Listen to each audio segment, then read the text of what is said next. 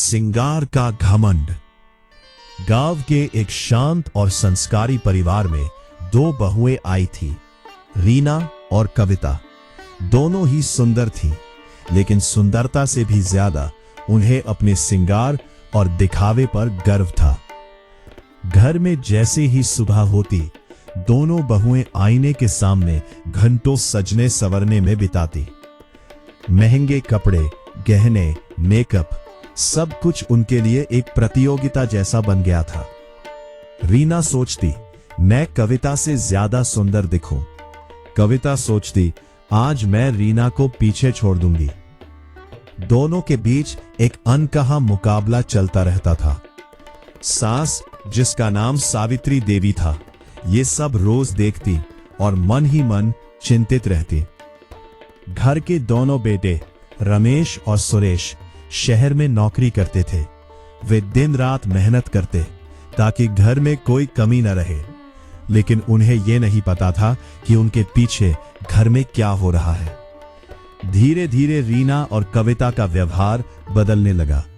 वे घर के कामों में रुचि नहीं लेती, सास की बातों को नजरअंदाज करती और बहाने बनाकर बाहर जाने लगे। कभी कहती मंदिर जा रहे हैं, तो कभी सखी के घर जाना है। लेकिन सच कुछ और था। वे बाहर जाकर पार्टियों में शामिल होती, नाच गाना, हंसी मजाक, और धीरे धीरे गलत संगति में पड़ गई।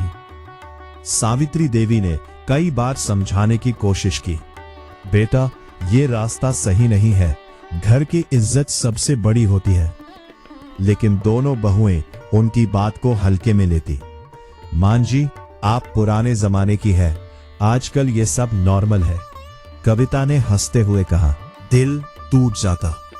वह रोज भगवान से प्रार्थना करती, हे भगवान, मेरे परिवार को बचा लो। एक दिन उन्होंने हिम्मत जुटाई और अपने बेटों को फोन किया, बेटा मुझे तुमसे जरूरी बात करनी है। रमेश और सुरेश ने उनकी आवाज में चिंता महसूस की और तुरंत घर आने का फैसला किया। अगले दिन दोनों बेटे घर पहुंचे। जैसे ही वे अंदर आए, रीना और कविता ने उन्हें देखकर खुशी जताई, जैसे कुछ हुआ ही ना हो। बताना तो था, हमने सोचा आपको सरप्राइज दे, सुरेश ने शांत स्वर में कहा। दोनों बहुएं फिर से वही सादगी और संस्कार का नकाब पहन चुकी थी।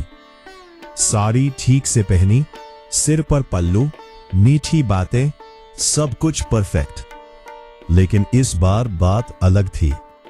रात को खाना खाने के बाद सावित्री देवी ने दोनों बेटों को सारी सच्चाई बता दी। पहले तो उन्हें विश्वास नहीं हुआ, लेकिन मां की आंखों में आंसू देखकर उन्हें यकीन हो गया। अगले दिन दोनों भाइयों ने अपनी अपनी पत्नियों को बैठाया। हमें तुमसे बात करनी है, रमेश ने गंभीर स्वर में कहा।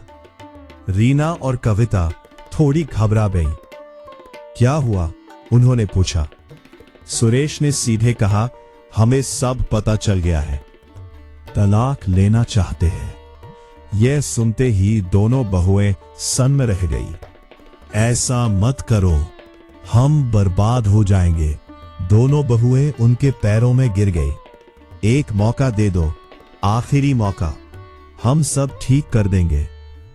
कमरे में कुछ देर तक सन्नाटा रहा।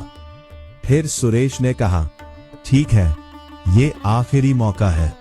अगर अब कुछ भी गलत हुआ तो हम तुम्हें छोड़ेंगे नहीं, और अगर तुमने फिर से हमारा भरोसा तोड़ा तो हम सख्त कदम उठाएंगे, रमेश ने चेतावनी दी। दोनों बहुएं डर गए। उन्होंने वादा किया कि अब वे पूरी तरह बदल जाएंगी। उस दिन के बाद घर का माहौल धीरे धीरे बदलने लगा। रीना और कविता ने अपने व्यवहार में सुधार किया। अब वे सुबह जल्दी उठती, घर का काम संभालती, सास का सम्मान करती, सिंगार अब भी करती, लेकिन दिखावे के लिए नहीं, सादगी के साथ। वे अब घर की इज्जत और रिश्तों की कीमत समझ चुकी थीं। सावित्री देवी ने भी उन्हें माफ कर दिया, लेकिन एक दूरी बनाए रखी ताकि वे अपनी गलती को याद रखें। कुछ महीनों बाद घर में फिर से खुशियां लौट आईं।